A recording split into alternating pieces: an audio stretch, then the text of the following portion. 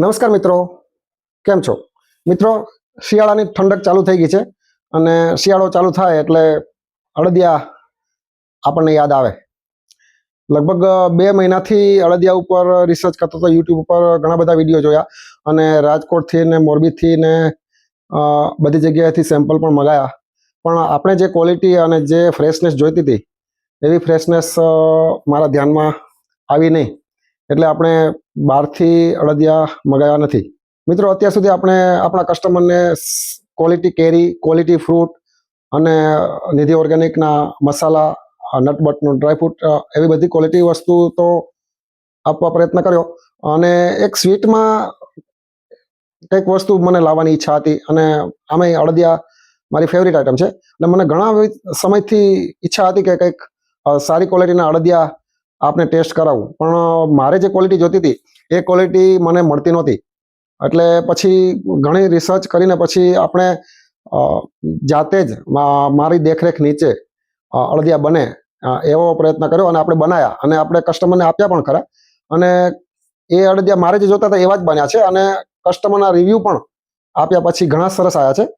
આપણે જે અળદિયા અત્યારે બનાવી છીએ ફ્રેશ જ કસ્ટમરને આપવા પ્રયત્ન કરીએ છીએ. અને જો આ ગઈકાલે બનેલો અળદિયા છે, એકદમ ફ્રેશ અળદિયા છે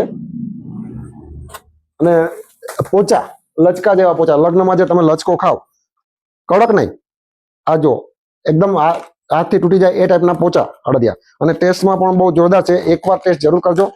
અને આપણે અત્યારે અળદિયા જે બનાવી છીએ એમાં અત્યારે જે બનાવી છે એ મોરસમાં અને અમૂલ ઘીમાં બનાવી છે, પણ ઘણા કસ્ટમરની ડિમાન્ડ એવી હતી કે ભાઈ ગોળમાં પણ બનાવો, ગાયના ઘીમાં પણ બનાવો. તો હવેથી આપણે ડિમાન્ડ પ્રમાણે, ઓર્ડર પ્રમાણે જે પણ ઓર્ડર હશે એ પ્રમાણે અળદિયા બનાવી દઈશું. રેગ્યુલરમાં તમને અમૂલ ઘી અને મોરસ ખાંડમાં મળશે, પણ એ સિવાય સ્પેશિયલ ઓર્ડર હશે, માનો કે ગોળ અને ભેંસનું ઘી છે, ગોળ અને ગાયનું ઘી છે, એ જેમાં જોતા હોય એમાં આપણે બનાવી આપશું. પણ એમાં ઓર્ડર આપવો જરૂરી છે, કેમ કે આપણે ફ્રેશ આપવા માંગીએ છીએ.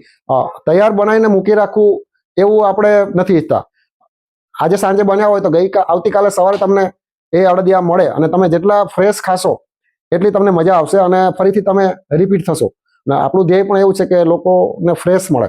બાકી બજારમાં અળદિયા તો મળતા જ હોય છે, પણ જે ફ્રેશનેસ હોય અને એમાં જે ટેસ્ટ આવે એ ટેસ્ટ તો તમને 2-4 દિવસ કે 5 દિવસ પડી રહ્યા હોય એ અળદિયામાં નહીં આવે.